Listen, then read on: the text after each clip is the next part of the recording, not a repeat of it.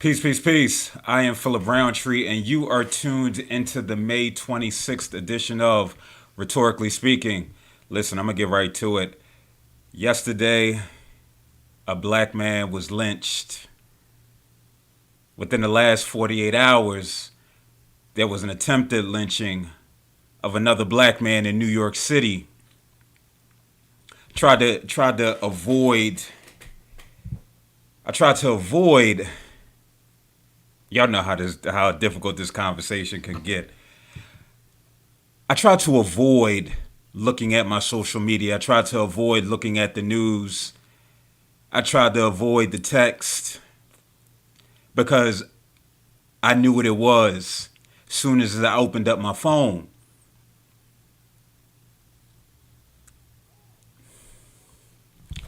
Again, this ain't easy. This ain't easy.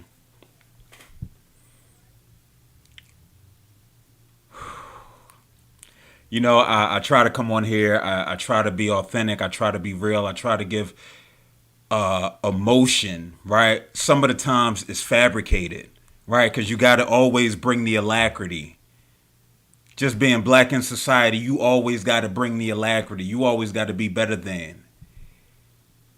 And so every time I try to come on these airwaves, I always try to be better than I was yesterday. Shout out to the brothers who I had on yesterday. Zane, Derek Harriel, Kaise Lehman, Alati Farmer. Listen, I appreciate y'all brothers. I hit them up this morning, right? And I said, Dag, today's episode is going to be like Mike when he came back for the Wizards. Because yesterday's conversation was so dope. It was so impactful. Listening to brothers who are creative talking about their process in coping in the midst of crisis. And then soon as we get off, I hear about Amy Cooper. Y'all want to call her Karen. I'm not calling her Karen. Right? You want to know why I'm not calling her Karen? Because at least with some Karens, and Becky's and Sue's and Elizabeth's, Rachel's, shout out to my mama. She the black Rachel that get love. At least with them, when they call the police, they just calling the hate. Right? They just calling the hate. They're not necessarily trying to go out and get black folk killed. It's bad in itself, right? Because you can't barbecue while black. You can't be in your own dorm room while black. You can't be a Harvard professor and be black. It's a lot of shit that you can't do while you're black because they're going to call the cops on you. But see, Amy takes it up a notch, right? Amy takes it up a notch by calling the police and putting it on her white woman's fragility voice and invoking her white woman's tears to says, an African American man is threatening me. Salute to Christian Cooper for having his phone out. Because without phone, without technology, it could be another dead black man in the streets. And so I don't have to get into the story about her being wrong from the get-go. Because a lot of times with the white fragility, they can't recognize their own flaws, their own faults. And so, yeah, because that little puppy is with her, that little puppy gets to do whatever he wants. Man, fuck that puppy. And fuck anybody who said, oh, they need to call the SPCA or because of how she's treating the dog, the whole situation is unfortunate. Yeah, fuck you too. Because nobody gives a damn about that dog. We know how Peter give it up. Peter will make sure that dog is in a mansion in 5 minutes' time. The dog isn't the issue. The dog is another black man accosted by another white woman, wrongly accused. Rest in peace, Emmett Till. right? The fact that she had the unmitigated gall to come out and say, I feel threatened. Fuck her sorry ass apology too. Yeah, it's gonna be a lot of fucks given. Because that's where I'm at with it. I'm out of fucks to give, so I'm just gonna throw fucks. Even if that don't even make sense. Right? Because again, the privilege to show up and lie through your teeth and think that that was okay. And say, I know that they always tell you that sticks and stones may break your bones, but words may never hurt you. No, words killing out here. I don't even know who made up that saying that's become so universally said. Because when you sit and think about it, no, it's the words that's going to bring the sticks. It's the alleged words that's going to bring the guns. It's the words that's going to bring the knees on the necks. So now I can't breathe.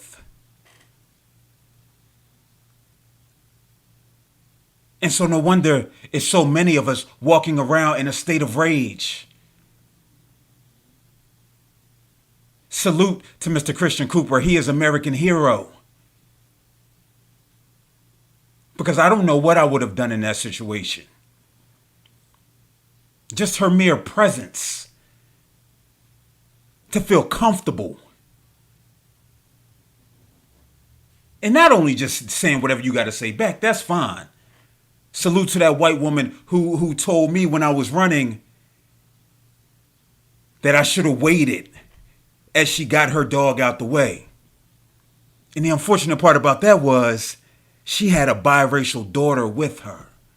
And so when she feels comfortable and cursing the black man out, what image is that showing her biracial daughter? So she can be another Amy Cooper when she gets older. Or she can be that trash ass white woman who pushed her special needs son into the river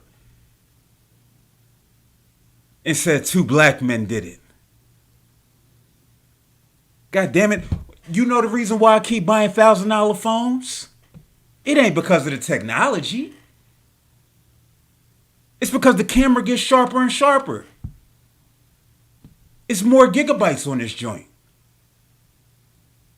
So in the midst of all the nonsense that I got on here, just in case I got to protect myself against the Amy Coopers, I can do it. But shout out to Black Twitter. Shout out to Black social media. Shout out to his daughter. Shout out to his daughter who posted the video. Because why? If that didn't happen, we could be looking at another Ahmaud Arbery. Some vigilantes out in these streets. Vigilantes. And so they found out about this Amy Cooper. And oh boy, as soon as they found out about Amy Cooper, she took to social media. Listen, I'm sorry. I felt threatened. I don't say the B word, right? I don't say the B word. I say unstable creature. Shout out to P and Baby Boy. This unstable creature says she felt threatened. My man kept his social distance ×3. He wasn't yelling and screaming at her. Just making her aware of the rules so he can enjoy his pastime of watching birds. That's a special Negro. Sitting there watching birds, relaxing, trying to be present. Right? And so what did we do? Oh, no, no, no, no, no. This ain't gonna work. This not gonna work. And so we found out where she worked. And she had a high position too, right? Because we know she already has a sense of privilege. She already has a sense of entitlement. But she gets a heavy title like vice president.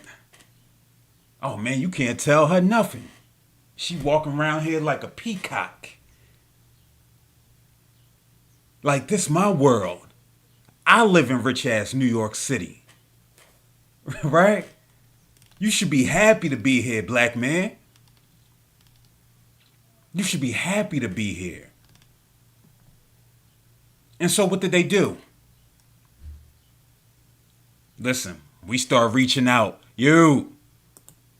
We see she works for this place. I don't even give a where she work at. But I know they gave out that company statement. Hey, listen, man, listen. We don't tolerate racism. No, no, no, no, no, no. We're going to do a deep dive into this. Thank God for the video. Because we know how corporations give it up in situations where we don't have all the documentation. Right? We know she would still have her job. We know she wouldn't be giving out no apology. She would be denying to the nth degree. And so after they did their investigation, that was a quick investigation. They probably hit her up like, damn, Ames? Because you know they call her Ames. Oh, Ames? Oh, gotta let you go. Because that's one thing you can't do. You cannot fuck up the money. Because when you start fucking up the money, I don't care who you are expendable. So Amy got a longer leash because she got the complexion for the protection. Right? But no. Once the money starts being fucked up and compromised, you gone. And then that's when she came out with that extended apology. Right? Because you got to extend the apology when you realize that not only they money effed up, but now your money is effed up. And so, hey, listen, I'm not a racist. You know, I apologize. This is not an accurate representation of who I am.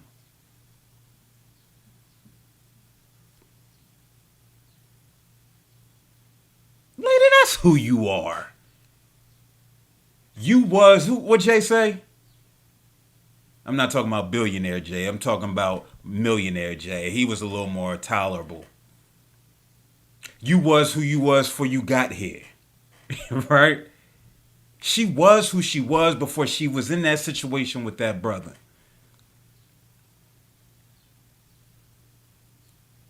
And as we get to the next story, and I'll be remiss if I don't post her picture. If I don't post her picture in all her glory. But the unfortunate part is, this is just a little stumbling block for her. Yeah, it's a little stumbling block. Because this going to die down, no pun intended, with the shit that took place today. Right? This going to die down. And shout out to Jimmy Fallon. I see you. I see you in your blackface from 2000. Now, again, I'm not one to say, bro, you got to apologize. I'm not saying all that because players fuck up. I do believe that. Players do fuck up. And if you fucked up 20 years ago and you haven't had a fuck up since, then you know what? I'm going to give you a little leeway. But nobody happier than Jimmy Fallon right now. Some of y'all probably hearing for the first time that he appeared in blackface back in 2000. Because we've been so enthralled with what's taking place in New York in our later story in Minnesota. And so, yeah, we see you, Amy. We see you. Let's see what some of the content say. Weaponizing white tears from Al Latif, no doubt. Kira, like Mira, says disassociations, white privilege, and white demonization of a flawed concept attached to the abstraction called skin color. I hear you. I hear you. Malika Royal, as she called it, a luxury. Sabina Edie says Jimmy Fallon's a clown too. Yeah, again, and I like white folk. I never want to get it misconstrued, right? And I'm not that person that said because I got some image to keep. I had to sit and tell a brother, speaking of that, I had to sit in a post that I'm in with some black male social workers. And it was a young brother. Clearly, he's only about 6 years younger than me. But 6 years means so much. Life experiences mean so much.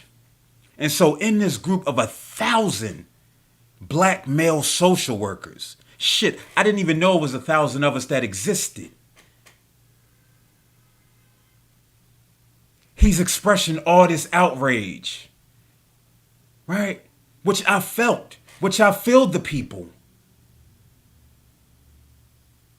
Which I filled the people with this outrage. But he says, I can't post this on my personal page.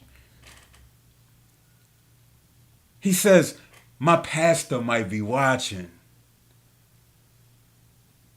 And as I so eloquently put, man, fuck your pastor. Fuck Amy Cooper. Fuck the Minnesota cops. Fuck anybody that will weaponize the collective trauma of a people and use it against you. If you feel like this is going to impact you politically, then my brother, you need to do some assessing of your blackness.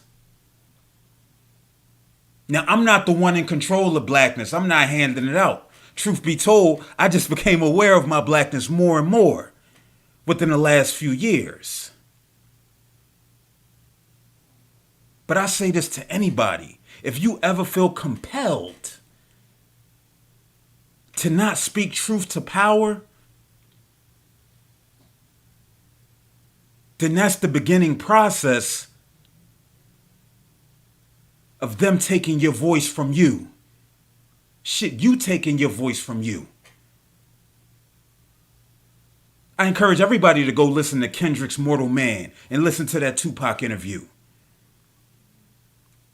What'd he say?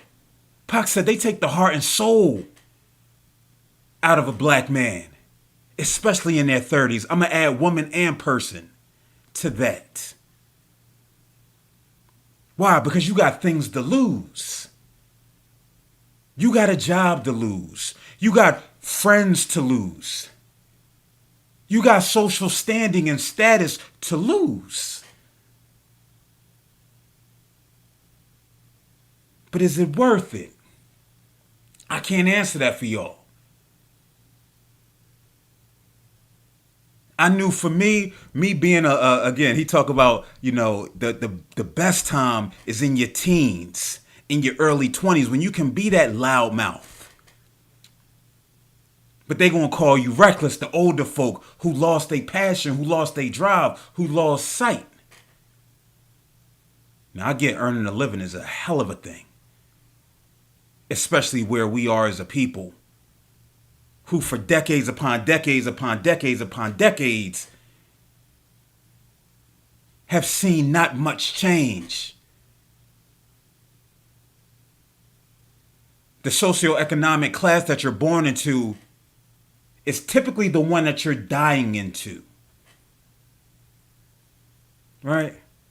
But that gets into another discussion about what are we voting for, really? And so I knew for me, since a young fella, that I just don't feel comfortable with just sitting and allow things to be done to me.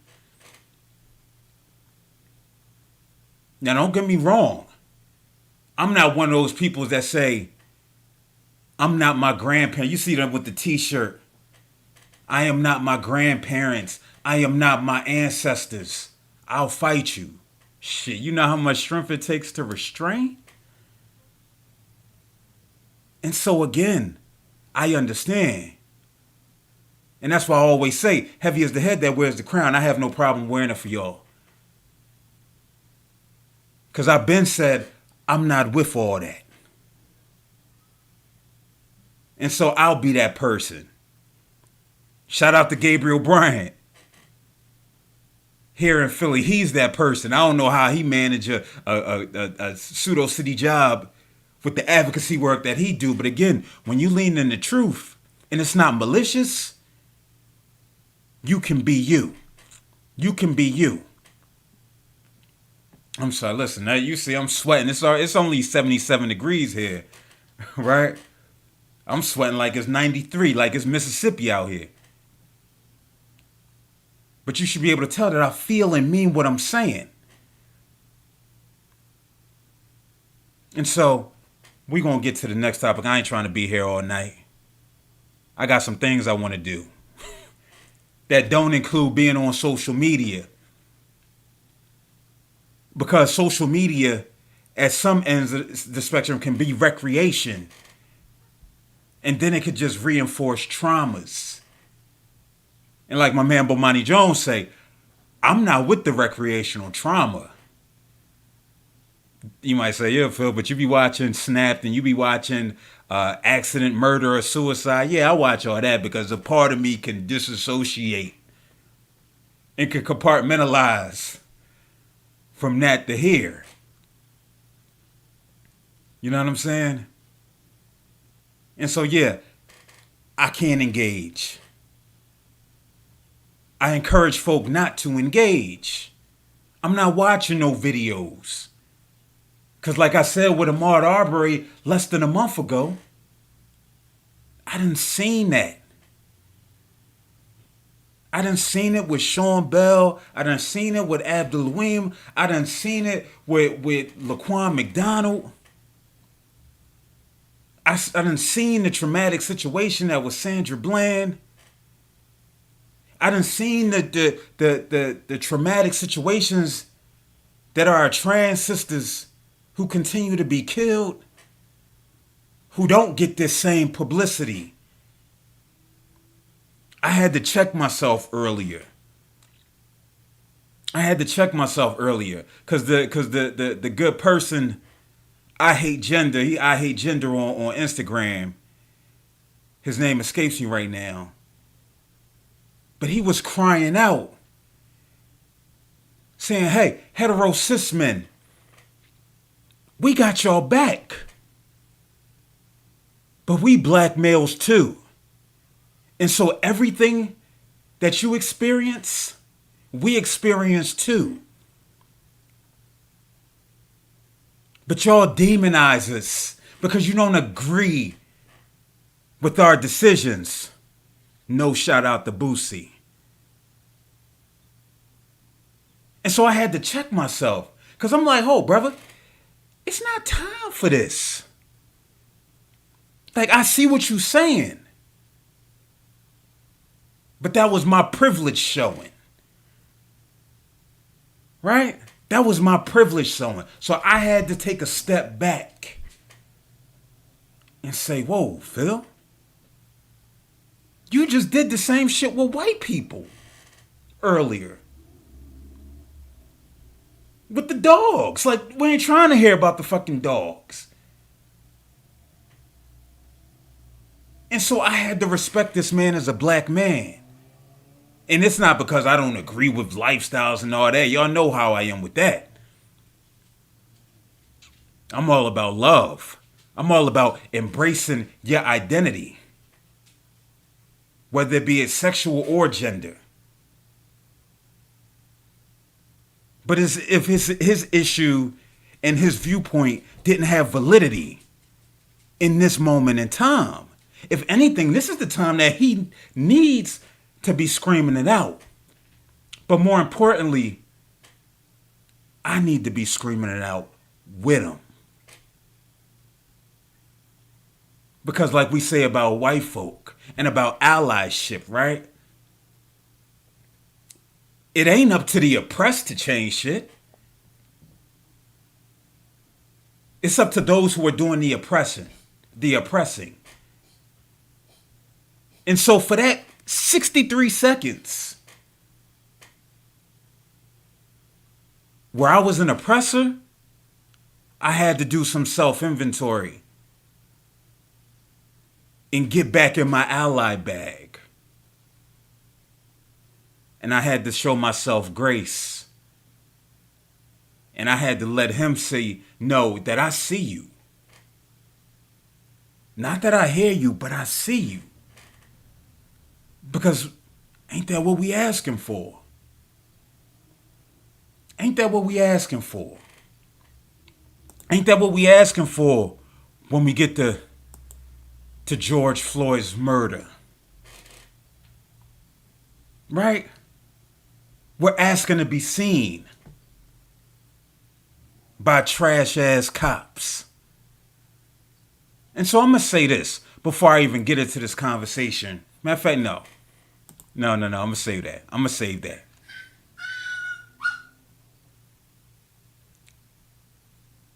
I don't know what's happening with this dog.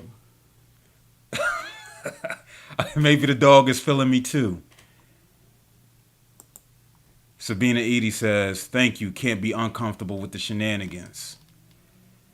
The black man is an endangered species, no doubt. Black folk are endangered. And we're going to get into George Floyd, right? I'm going to start with the positives. And it's a bullshit ass I'm sorry. I might have been around Kaisi too long yesterday, man. I might have been around a good brother, man, an amazing writer. I was around him too long yesterday. Because the way he gave it up was something at times I'm afraid to do. Because I have this quote unquote image to uphold. As if saying words, right? Because we're talking about words. We give power to words. Right? We give power to words. And so that offered me permission to say, Phil, say what you feeling, baby. Stop worrying about how it comes out. And I encourage you.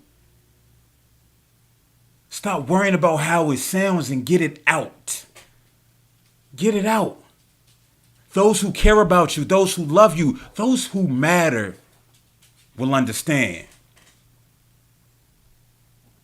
But we're going to get to the consolation prize. 4 Minneapolis police officers were fired. They were fired last night. Well, probably they were fired today, right? Because they announced it today. They were put on desk duty, which is customary. Well, what happened? We know about George Floyd. We done seen the video. I had no need to watch. I'm going to do what a lot of folk are scared to do. I'm going to do what white folk need to do. I don't give a fuck about what transpired prior to. Once a man is on the ground saying, I can't breathe, and you have your knee in his neck, anything that transpired prior to doesn't matter. Because that individual is not a threat. And so, yeah, yesterday a black man was lynched by the police. And so I can't act like I'm surprised. You know the PTSD that I always talk about that I experience whenever a cop is near me. Shoot, my neighbor across the street. She's a cop. I'm not going to say she's super fine. I ain't going to say it.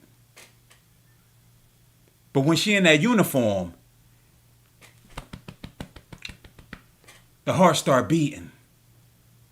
Why?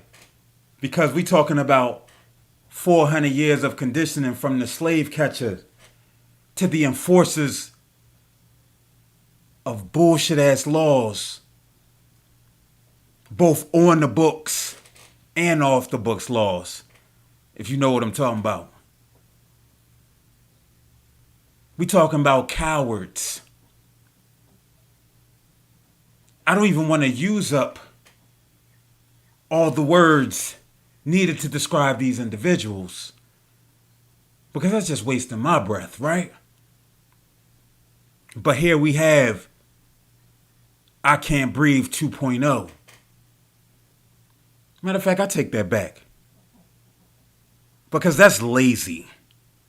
That's lazy to call it I Can't Breathe 2.0.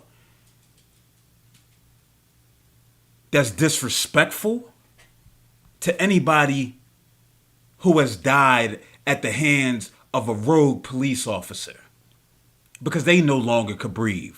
So if we're going to keep it real, this I Can't Breathe 9,234,000. Probably even more than that, right? So yeah, sometimes I got to check myself when I'm talking too. Sometimes shit don't add up when I'm talking. I Can't Breathe 2.0. I'm not going to even take it to the we can't breathe.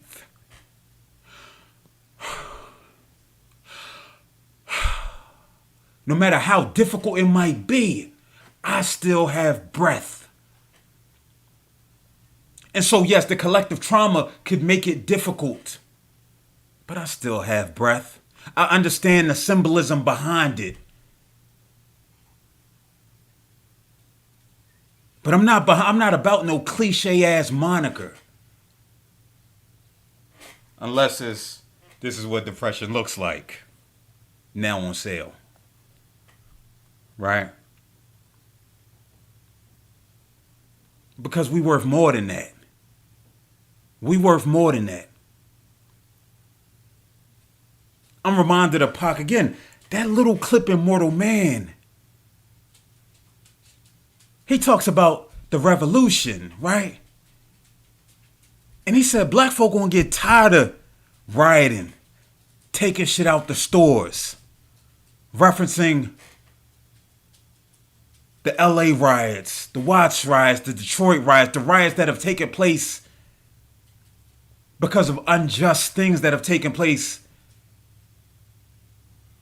within our society. He said it's going to be some bloodshed. Right?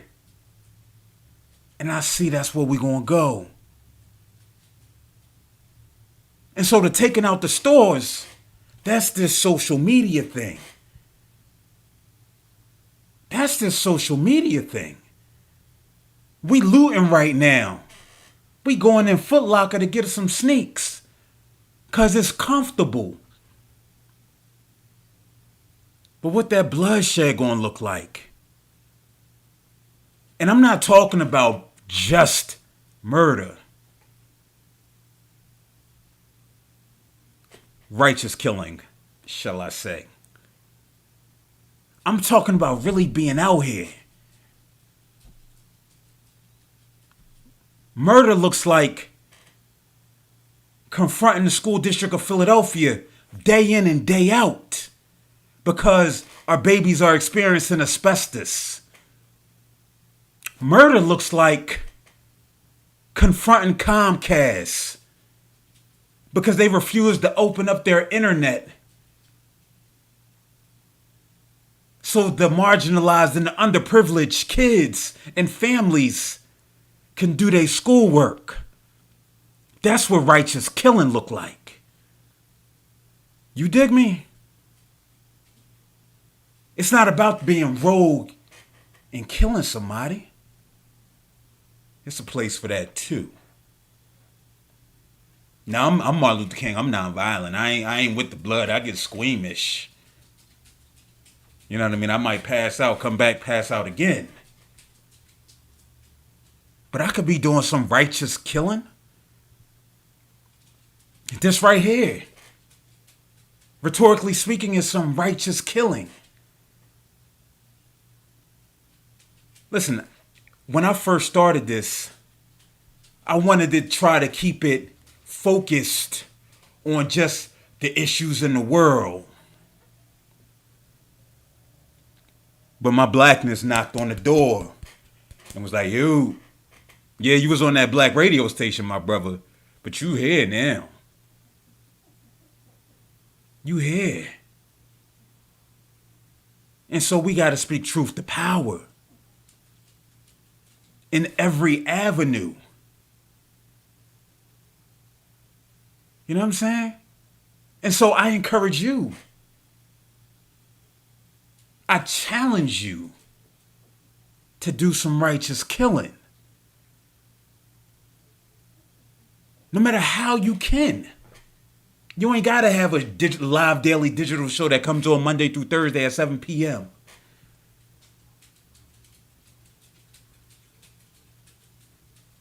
But you could respond to that teacher and say, listen, I didn't appreciate how you were talking to my child. You could place an order at a Chinese restaurant and they could talk to you disrespectfully. You say, ho, I'm out of here and I'm no longer patronizing you. You might think that's small, Phil. That's small. But let this shit look. We thought Corona was small. We thought it started in over in Wuhan. One person just got, oh, dang. And look what happened. We can't be the proverbial Corona. God bless the dead to anybody who's lost somebody from Corona. Anybody who's recovered from Corona. Anybody who's afraid of Corona. Anybody who will have long-term health issues because of Corona. Yeah, they ain't talking about that. Because it's real. And so here we have George Floyd. Another brother. He looked like me. He looked like my daughter. He looked like my mother. He looked like my partner. He looked like my homies. We got the same you.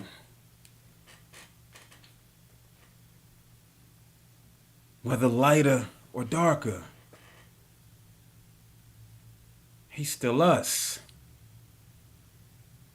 And so that's why it frustrates me when I see trash ass cops who also might even have a speck of you, a speck of melanin in their system, come out and say, yeah, they not representative of all of us. It's like, yo, shut up. I'm sick of that same argument by police officers who say, yeah, they not representative of all of us. Because if you're not a trash ass officer, you don't have to come out and say that. You just gonna be.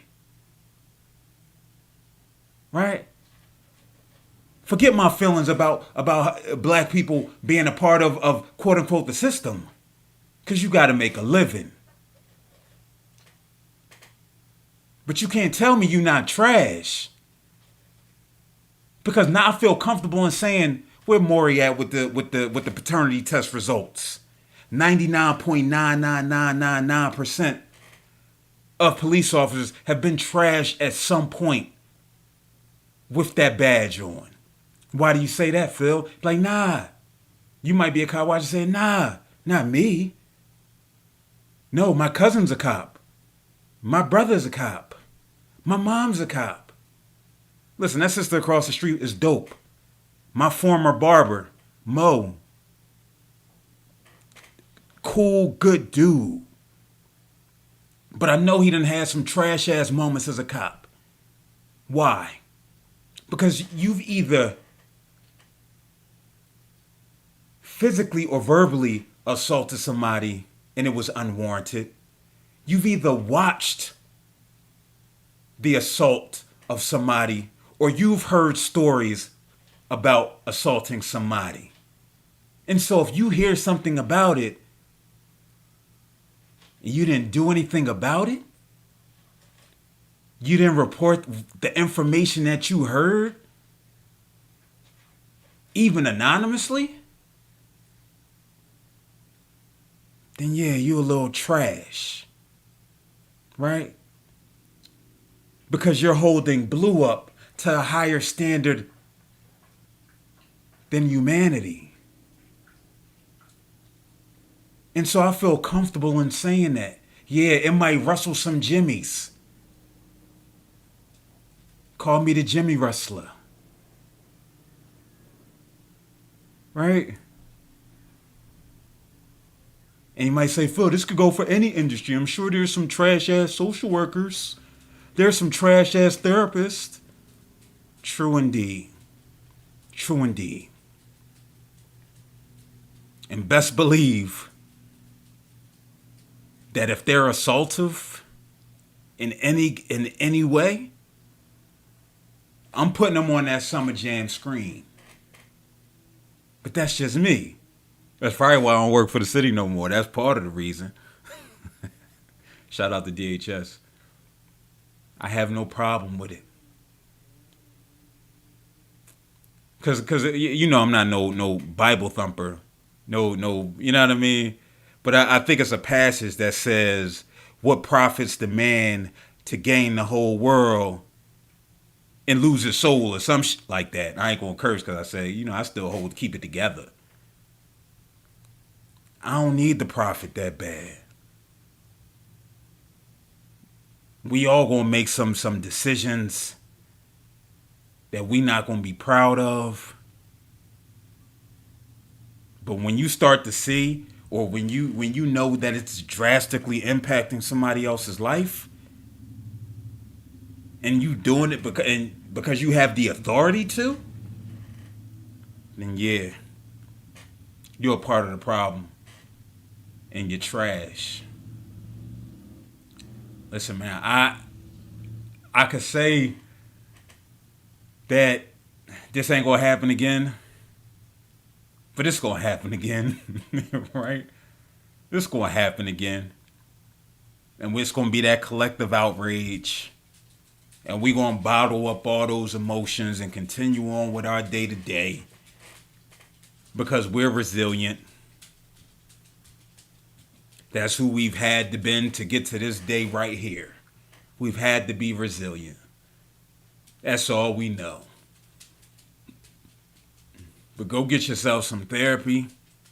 Go get yourself a glass of wine. Go have sex. Go make you your favorite meals. Fuck what Amy Cooper said. Go watch you some birds. And just be present in the peace that you can find in your respective lives. Why? Because you deserve it. And because this shit gonna come back around again. And unfortunately, it's somebody who reposted this who's gonna be the victim. If it's me, it's me. But make sure I'm more than the hashtag.